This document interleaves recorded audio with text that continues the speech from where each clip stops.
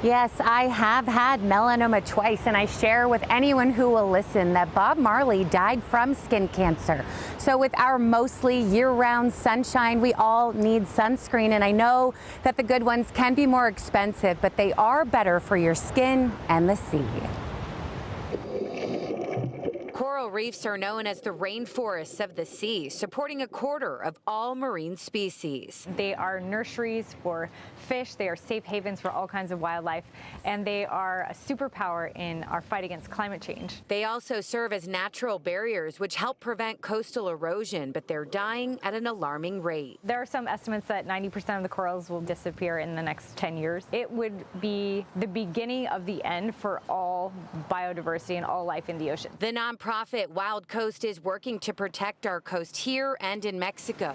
San Diego actually doesn't have coral reefs. We have kelp forests, so the closest corals to us are in Baja, in the Sea of Cortez. But the sunscreen you spray here is still contributing to their demise. Some chemicals, like oxybenzone, are toxic to corals in concentrations as low as 62 parts per trillion. That's like 1 drop of water in 6 Olympic-sized swimming pools. Middleton says mineral-based sunscreens with zinc oxide and titanium dioxide are safer options for your skin and the sea.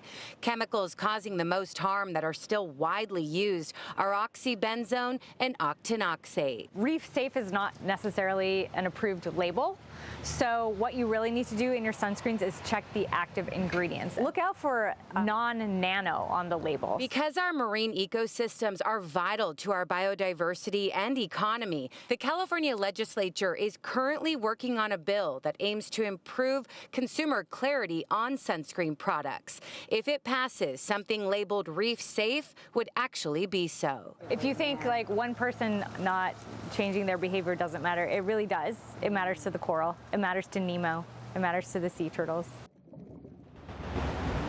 Yeah, absolutely. And other tips that no one really loves, especially children, but give that sunscreen time to absorb into your skin, because experts say about 5,000 tons of sunscreen washes off and ends up in the ocean every single year. Also, of course, umbrellas and rash guards are other good options. We are live tonight in Del Mar. Jenny Day, News 8.